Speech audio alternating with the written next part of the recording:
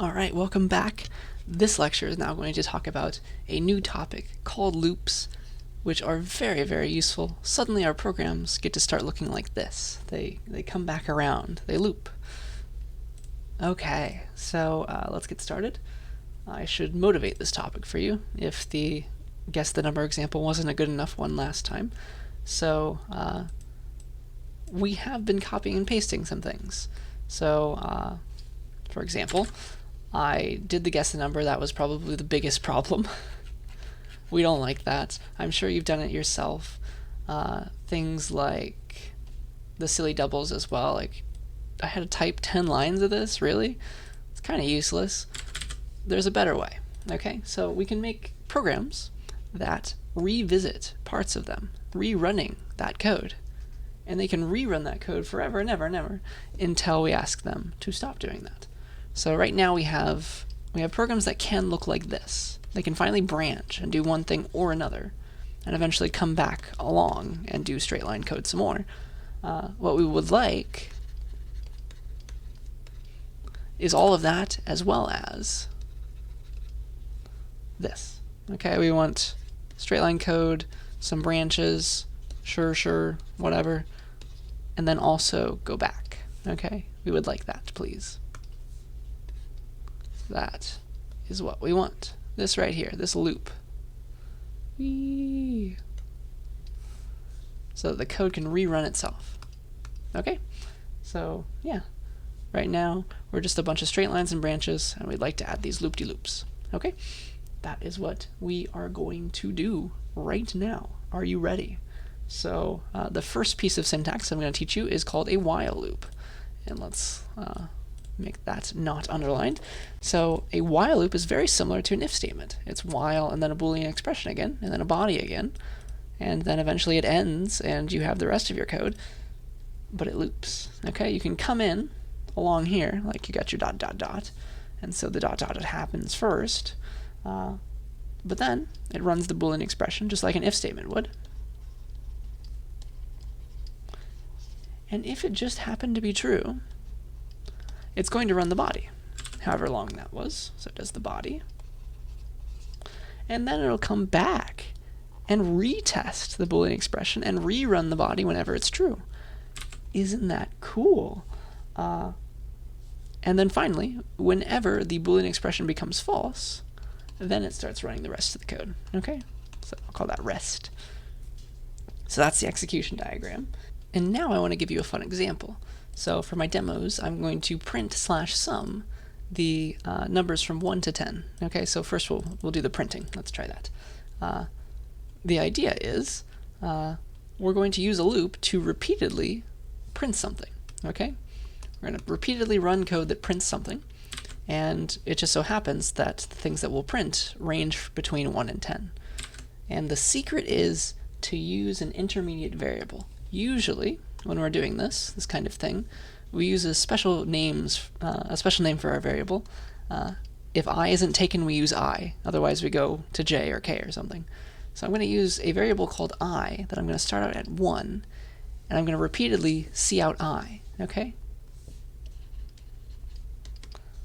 Essentially, I'm going to do this 10 times, and I don't want it to stay 1, so right after I print it once, I will increment I++. Okay, and so if I just do this a bunch of times, in fact, if I do it 10 times, I will have printed from 1 to 10. So, do this 10 times, please, in a while loop.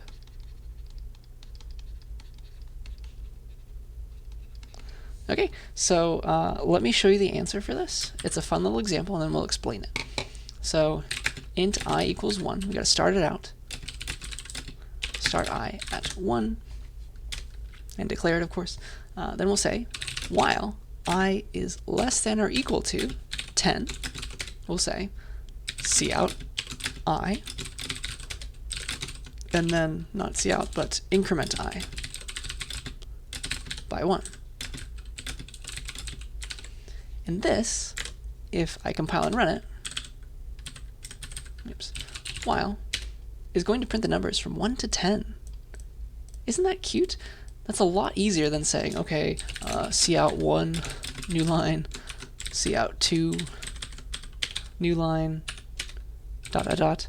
We don't like that. That's no fun at all. We'd much rather do this, much shorter, especially if we wanted to print 100 things. Yeah? So that's no fun. Now we have the answer. So let me show you why this works. Oops, not that, but screenshot, please. Whee. Here we go. There it is. So here's what happens. Here's how this code works. We start I at 1 up here, and then we're going to keep on executing the body of this loop as long as I is less than or equal to 10. Okay? That is the idea. So we're going to say, okay, the first time, yes, 1 is less than or equal to 10. Let's get started. So we'll print the 1. Where do I want to put this? I guess right here.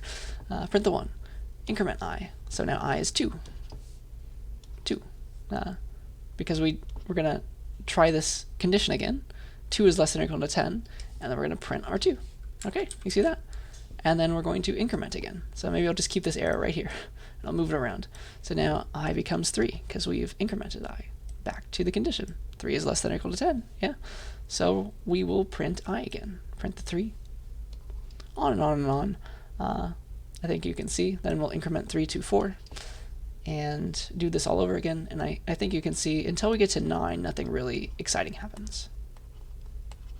So now let's say we're at 9. We just printed 8. We just printed 9. And now I is 10. So it was 9, we printed 9, we incremented it to 10. So now I is 10. Well, yes, it is less than or equal to 10. So we're still going to do the body, but we're going to do it one last time. So we'll see out our I, yes, 10. Increment I to 11. I gets to be 11. But then we go back and try to execute our condition. And the condition is finally false because 11, which is I now, is not less than or equal to 10. Okay, so we end up printing from 1 to 10, but I is now 11 actually. That's what stopped the loop. That's what finally made this condition right here false. Okay, I hope you see that.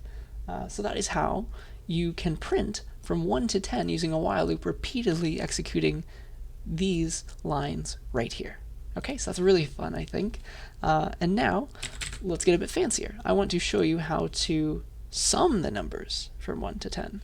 So in addition to I, which is good, it can go from 1 to 10, I want to add to some other variable. Maybe I'll have a sum variable. Okay? And if I start out at 0 and keep adding I into here,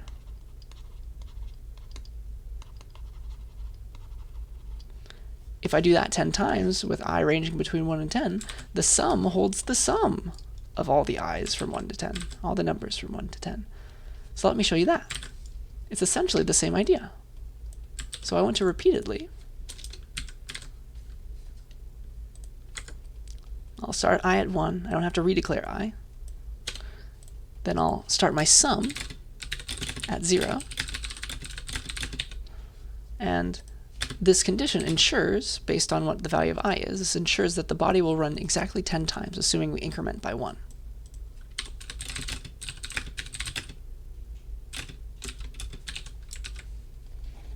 We don't have to print our I anymore. Let us add our I into sum.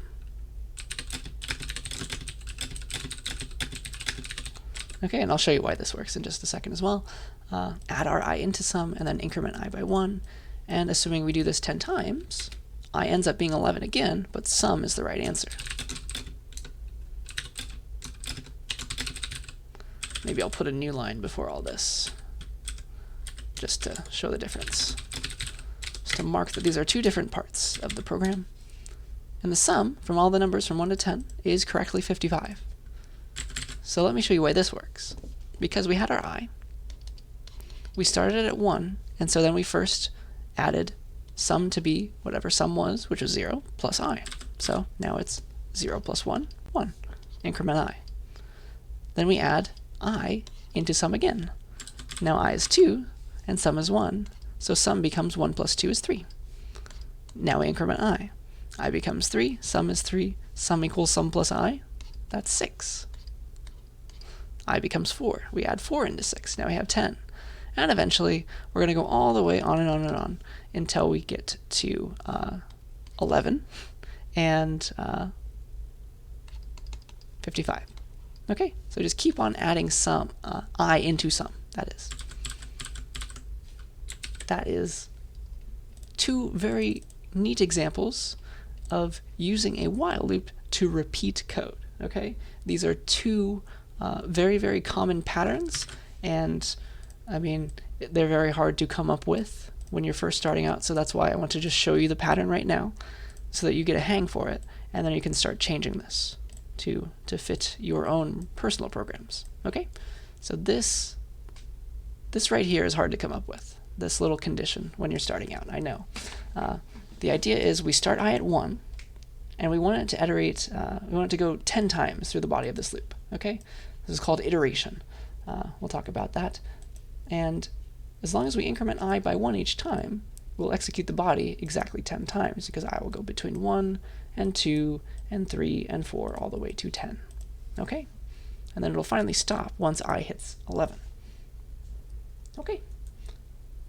So that is our first foray into loops. I think you can see how powerful they are. And I wanted to stop and show you something exciting. This is actually a really big moment for us in computer science. You're only, 5.5 lectures in?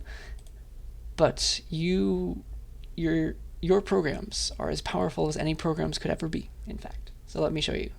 So Alan Turing, you remember his name, he invented the Turing machine. And that is just a model of computation. So any computer can execute anything that a Turing machine can execute. Okay?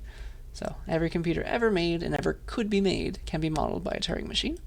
And it just so happens that our knowledge of C++ right now, at this point, after learning while loops, allows us to simulate any Turing machine, and therefore any computer and any program.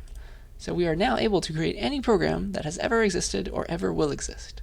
Isn't that exciting? So you should pat yourself on the back now.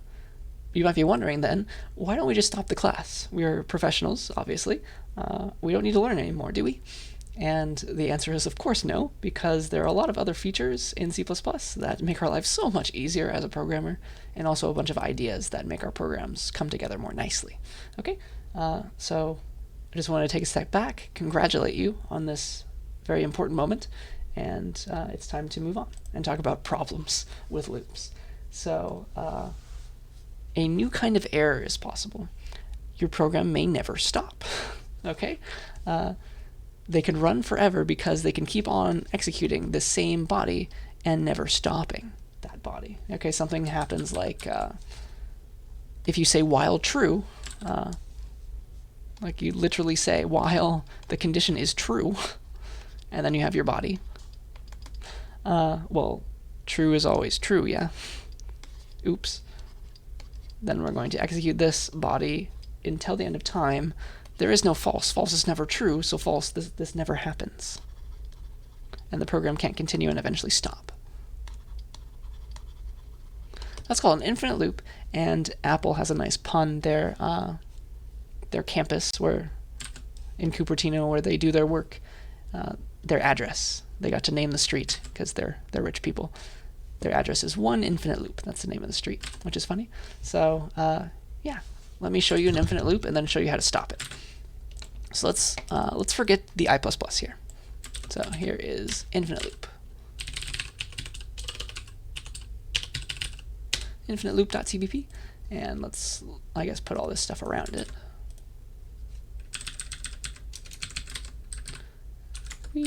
Don't forget the return 0, even though it'll never happen. So we're never getting here. Never get after the while loop. After I do this. Boop. Is gone. So let me show you this. Running.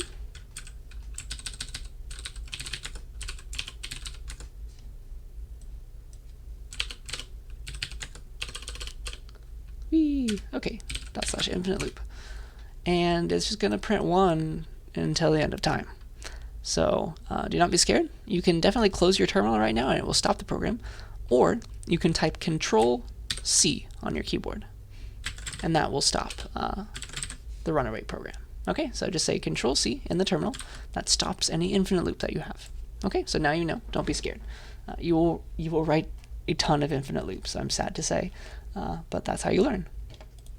Okay, so let's move on now to just a nice little example. This is essentially the world's oldest algorithm. It was invented by Euclid back in the BC era, and here it is. It finds the greatest common divisor of two numbers.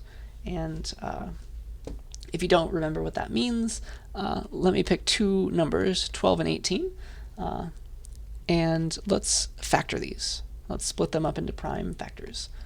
12 is 2 times 2 times 3, because 4 times 3, and then 18 is 2 times 3 times 3, because it's 2 times 9. Okay? So the greatest common divisor is the biggest number that can divide into both of these cleanly. Okay? That's the idea. So it just so happens that these share a 2 and a 3 together. So that is their greatest common divisor, is 6. Okay? They share the 6. We say 6 is the GCD of 12 and 18. Okay, so hopefully you remember that now. There's actually a very nice program that you can write that computes the GCD for these numbers. And so here it is. We're going to translate this into code together. Okay, so the algorithm is this. Let's have define A and B to be the two numbers that we want to find the GCD of. And here is our algorithm. Maybe we'll get these from the user. So here's the algorithm. While B is not 0, so this is our condition, while B is unequal to 0,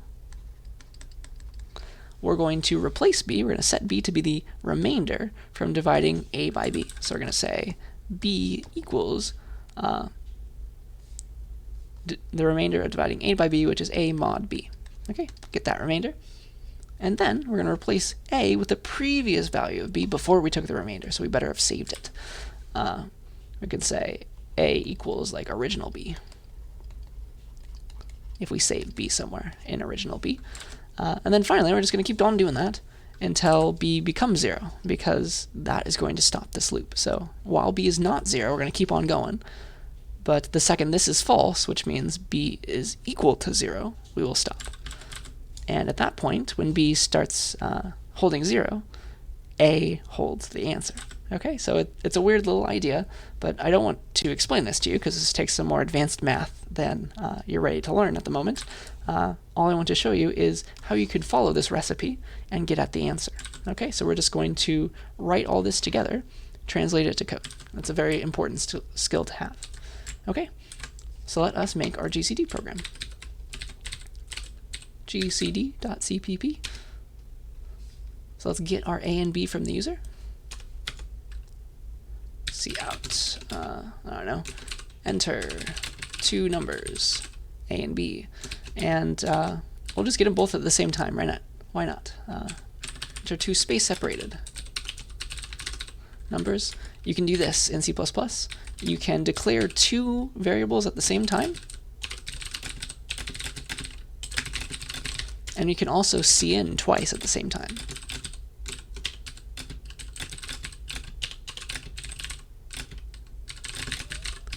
Okay, so if you didn't see that in your book, now you know. Okay, so I've got A and B now. Let's follow through on this. So here's my algorithm. While B is not equal to 0, do the following.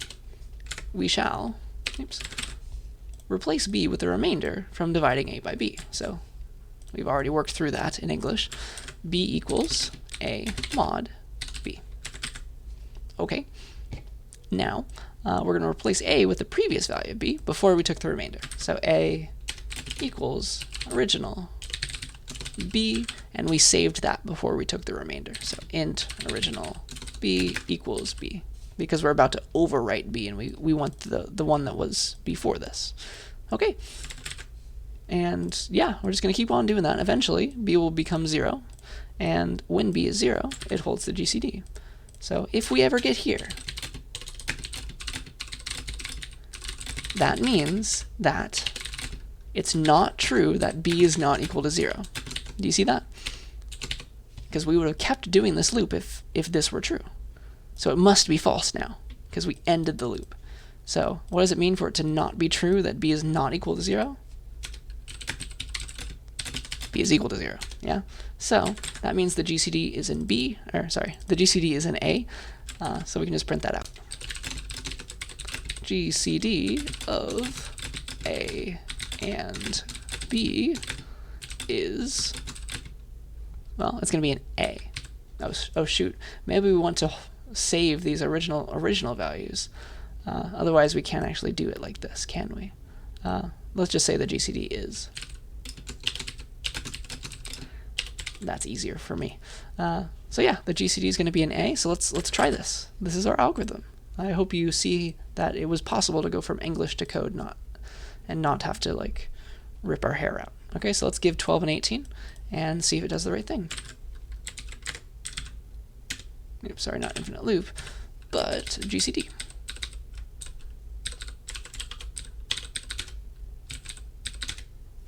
Uh, 12 and 18. Hey, it is 6, and I forgot a new line. My terminal is complaining. I don't know, 42 and, I don't know, 98. Their GCD is apparently 14. If I give 42 and a prime number, the GCD is 1. They are relatively prime, we say. So that's a fun little example, and hopefully you can see that it's not too bad. Now finally, I want to follow through on our guess the number example, because that was ugly last time. There's a better way. So let me show you that better way now. Okay, so here we go. We want to keep asking the user for a new guess while they haven't hit the number yet. That's what we want. So while their guess is not equal to the number, okay, that we're guessing for them, that they need to pick, while that's true, we want them to enter a new number, enter a new guess. We'll ask them for that new guess, and we'll check it. Print out high or low, things like that.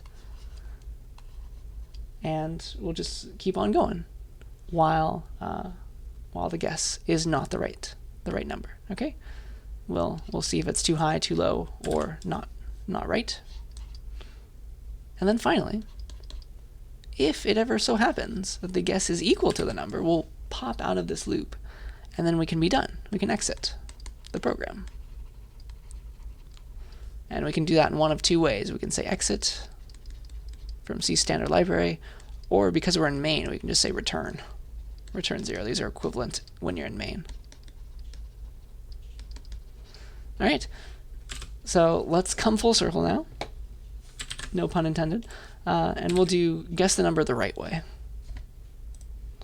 All right, so I guess let me just copy this horrible mess of 200 lines, and I want to save this now in lecture 6.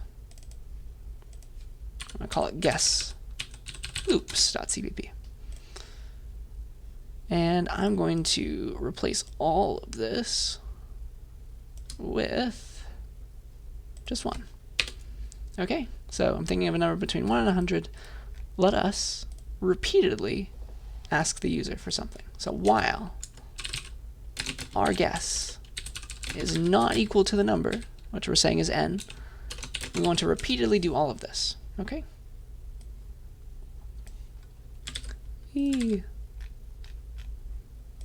So I can get rid of it there. And this needs to all be nice and pretty, so I'm going to indent it. So while the guess is not equal to the number, let's get a new guess. Okay, and then check it. Was it too high, too low, or just right? And if it was just right, we don't actually have to say exit. We can have it stop the loop, because in this case, the next time it checks this, it will have become false. Okay, guess is now equal to n.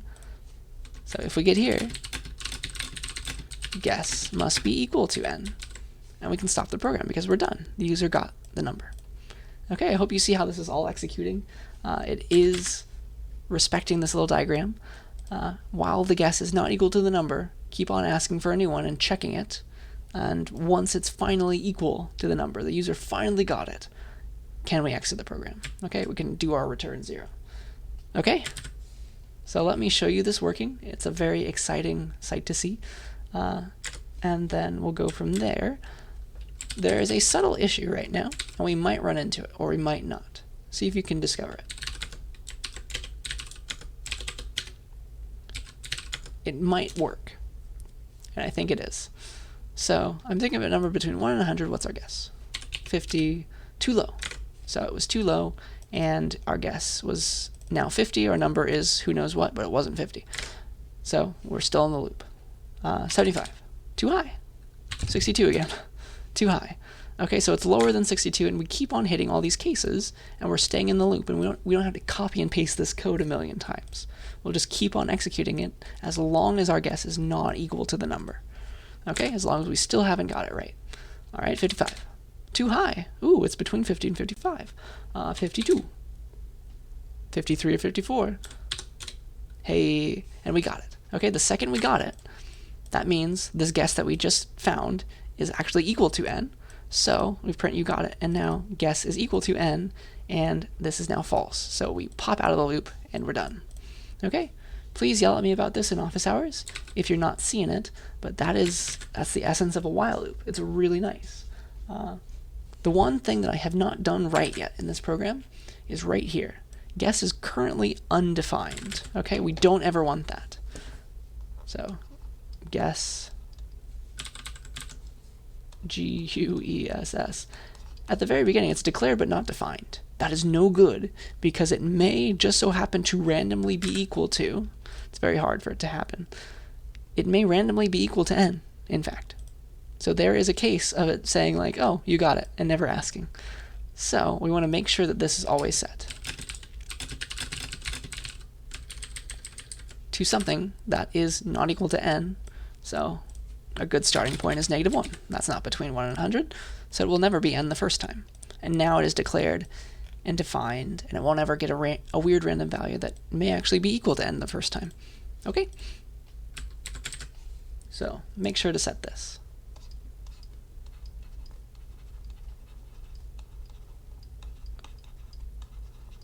In general, you should always set variables before you ever need to use them, okay?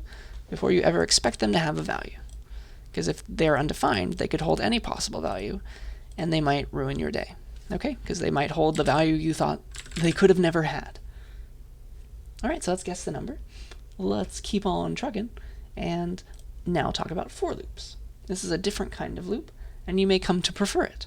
All right, so a for loop is actually a while loop. You don't gain anything with a for loop. You could just as easily have a while loop and never learn for loops, okay? But it's going to be useful, I can promise you, okay? So let's pretend that here's our code from, like, this is before, and this is after. Let me show you how the for loop executes. So it has a bunch of things, and they actually have semicolons up here, weirdly enough.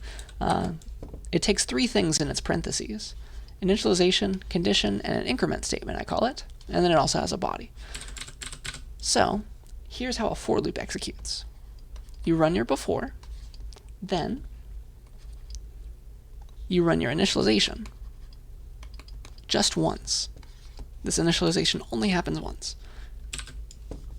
And then it's kind of like a for loop, or then it's kind of like a while loop.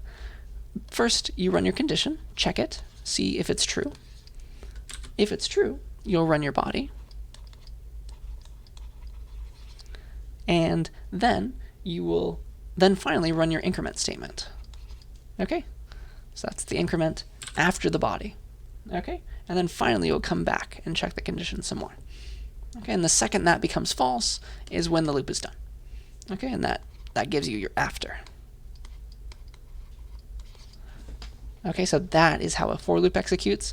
It's very weird in that it has an extra init and an extra inc, but this is actually handy because it allows you to like separate the real body from like the fake body that needed to be there because the while loop needs to continue and eventually stop.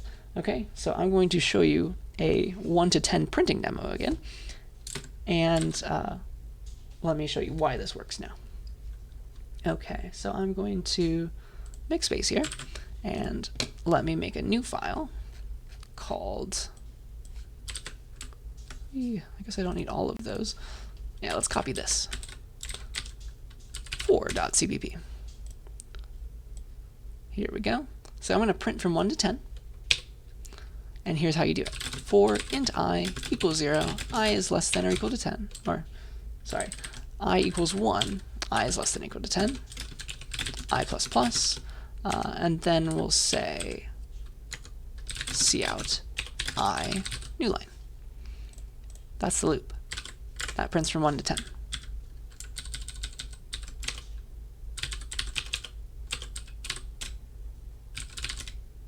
Bam.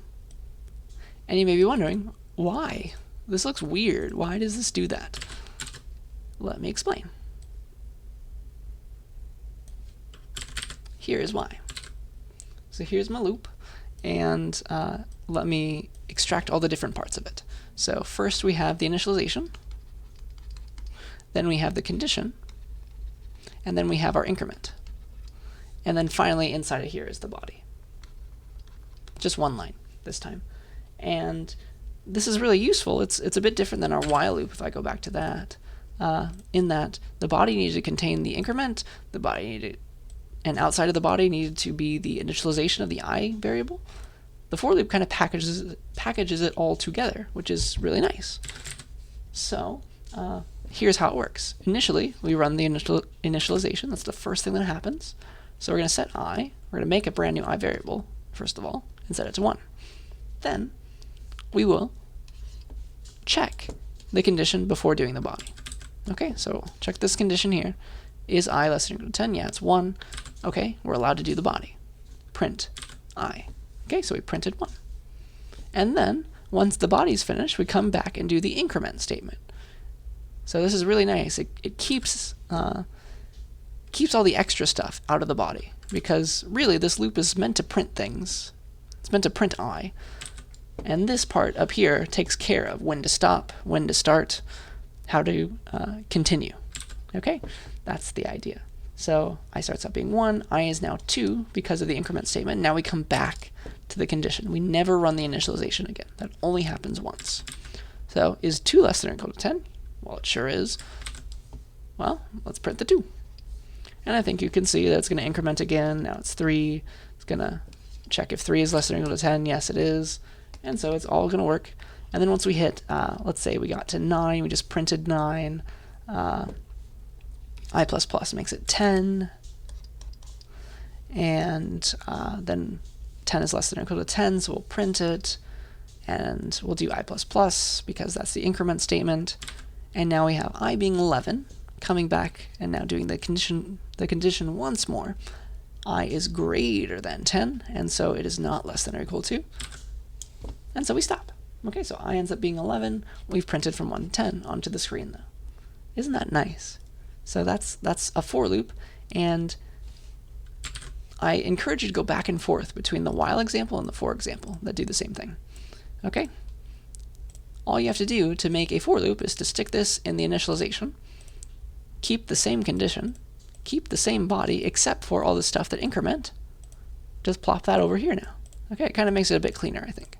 So hopefully you think so too, and you will use a for loop eventually. But if it's too scary, just keep sticking with the while loop for now. All right, so that is a for loop, and now I want to talk about the scope of variables, which is an interesting concept. So let's do this. You're going to write a lot of braces in your time. I'm sure you watched me write a ton. We've got functions, we've got inside of main, inside of if statements. You can have other if statements inside of if statements. Oh my. And you can also declare variables. Like in here, you could have int I, and maybe in this brace, you can have int j. Okay. What I'm about to teach you is what kind of variables are like alive at a current time in your program. So scope really means, scope of variables just means which variables are alive. In your current program, it's what is visible. What variables can you currently use?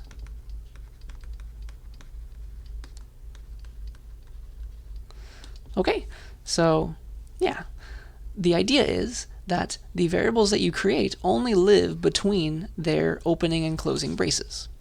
Okay, this is a very important concept. So if I say int I here, and its enclosing brace is right here, I cannot use I here, if that makes sense. I'll show you an example in just a second. If it doesn't, don't worry. The idea is that it goes away. It only lives for its enclosing braces. And that may be a good thing. It usually is a good thing. Sometimes you'll be like, oh, where is this variable? Why can't I use it? But you'll notice that it's not in scope. Okay? So let me show you that, and then I'll talk about this horrible, horrible thing that can go wrong.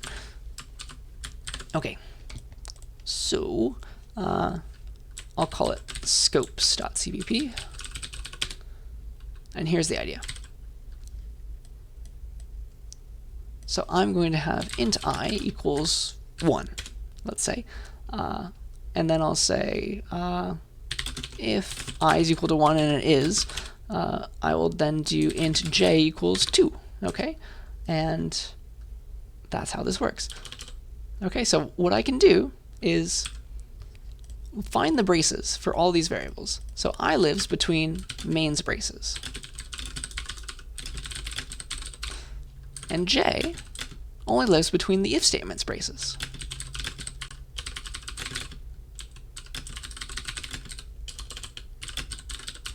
So for instance, I can do this.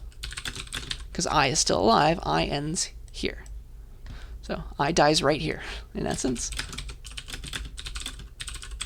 I dies here, and j dies here. So I can use I, because I is not dead yet. It's still alive. It's still in scope.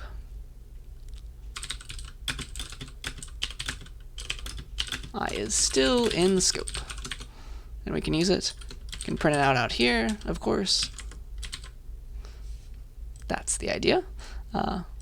And j, though, j only lives in here.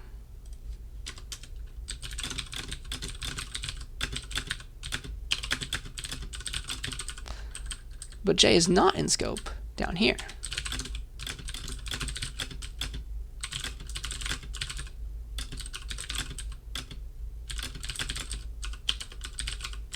Its memory was reclaimed. So this line right here is the one that's the problem. I hope you can see, because I'm telling you that j stops existing, because this is its opening brace and this is its closing brace. Okay? You just go left until you find a brace. That's the idea. So let me show this to you. It's a weird little concept, but it's important to know about.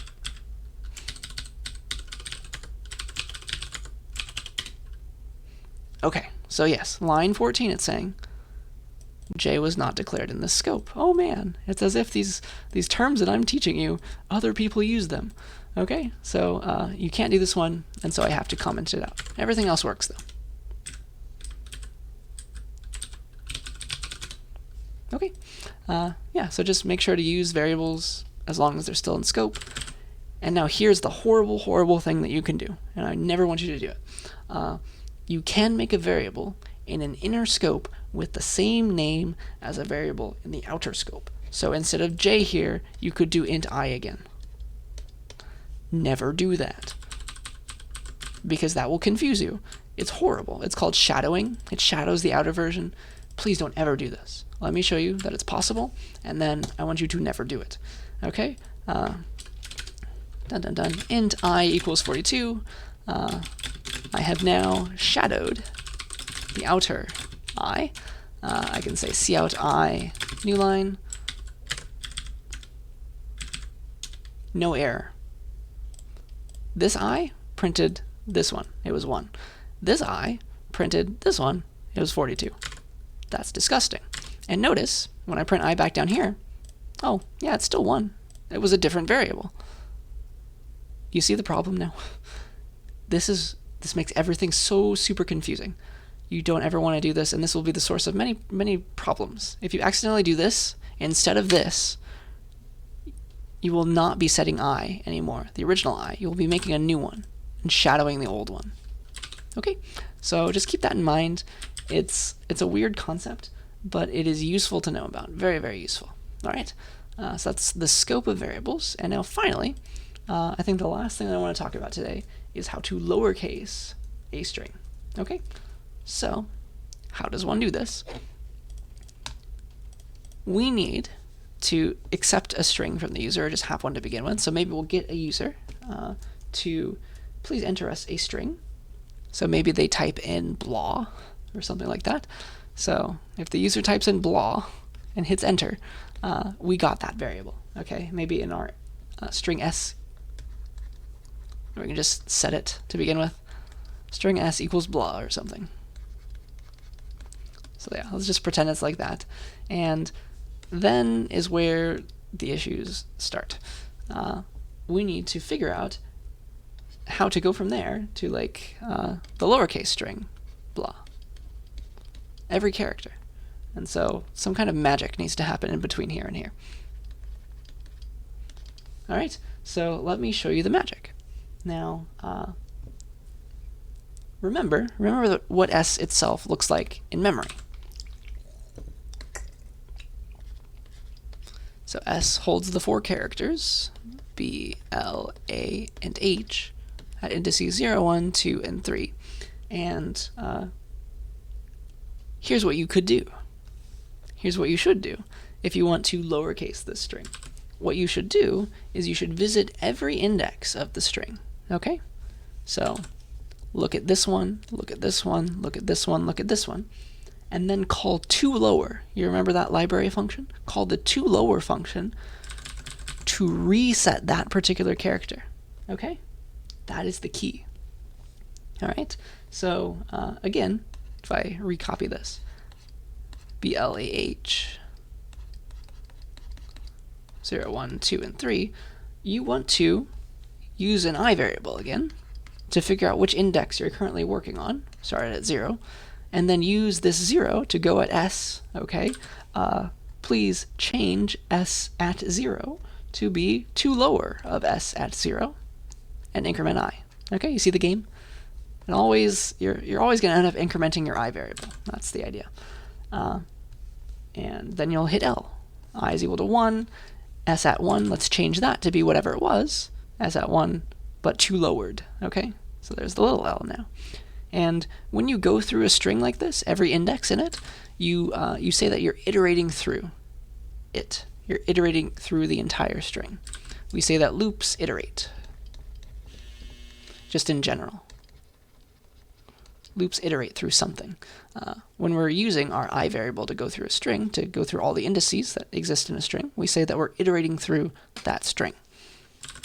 Okay, so we want this to happen, then we want to go to 2, set S of 2 to be the lowercase version. I needs to be incremented one more time, so we could set S of 3, and eventually we need to stop. Like if we increment this one more, we get 4, but a 4th index does not exist, and so we need to stop right there. How do we know when to stop? Again, this is having to do with the size of our string S, so s.size. We can use that because right here we know that it's 4, okay? And so we can make sure that I is never equal to, it's always less than s.size. Okay, so that's the game plan. I'm going to code this up and see if you get the same thing. Maybe try it yourself. We're going to take a string, maybe we'll get it from the user, and then we'll visit every valid index in the string using size to figure out which indices are valid, and then we will use an intermediate variable to hold which index we're looking at, and then use that index to lowercase our string. Okay, so give it a shot, and let me show you how I'm going to do it now, assuming you've tried. Okay, so I guess I don't need any of this. I need a few things. I need string because I'm using strings, and I need CC type because I'm using toLower.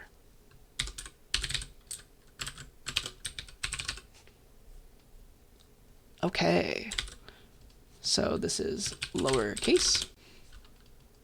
And so I'm going to take a string, and get it from the user. Enter a word, please, because cn will get a single word. So now I have in S my word, and I'm going to iterate through it. Iterate through in each index of S, setting each character at that index to the lowercase version.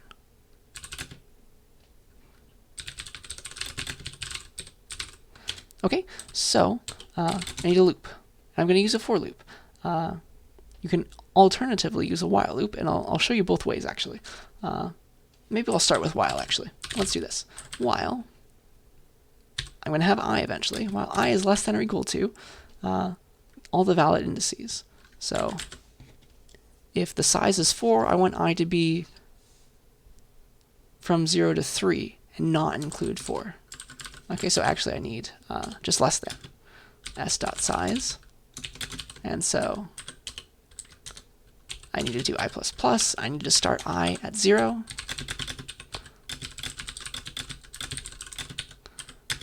Don't let I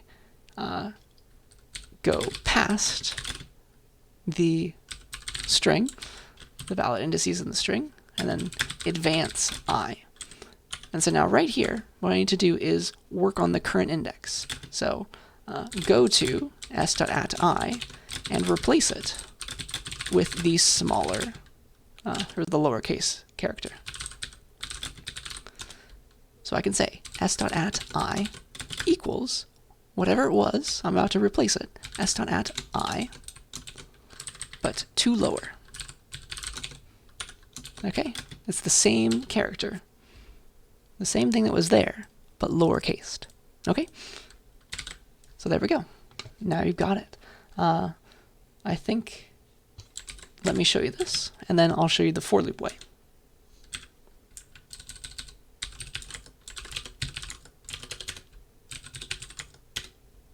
Lowercase blah, and oops, I forgot to print it out. That would be useful.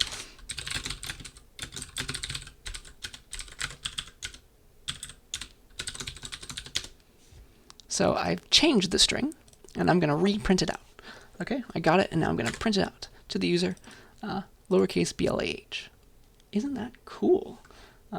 So yeah, what it's doing is it's going through each index. I starts at 0, it sees the b, and it goes at s.at_i. It sees the b, it replaces it with whatever it was, but 2 lower.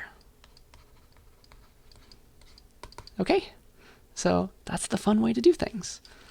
Let me show you the alternate. You could use a for loop. So alternatively, you can do this. If I take this and comment it out,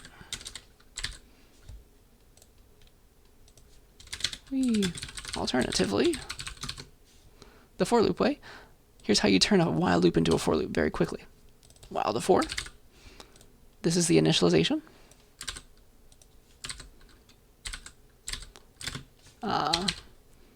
This is the condition, it stays there. This is the increment. And again, you set s.at_i to be the lowercase version of whatever it was. Okay, that's it. I accidentally included this semicolon. You don't have that ending semicolon in a for loop. Now it's happy. Blah. And again, it works. Okay, so I think the while loop is easier to study and understand, so I'm going to keep that one uncommented. Okay, but that is lowercasing a string. Now you are an expert at iterating through something that holds other things. Okay, so we iterated through every valid index of the string s, as big as it was. It could be something other than blah, totally. We set I to be 0, I is 1, I is 2, I is 3, and at each iteration, we did the same line. We replaced the character there with the lowercase version of that same character. Okay? So, yeah, that's where I want to stop today. We have made it quite a ways. I think you should be very proud of yourself for getting this far, and now you're an expert in loops, and we're going to get some more practice when we come back. We're going to count down instead of up. Okay, that's going to be the first thing that we do. So that'll happen next week, and I will see you now in your lab. Okay, so see you there.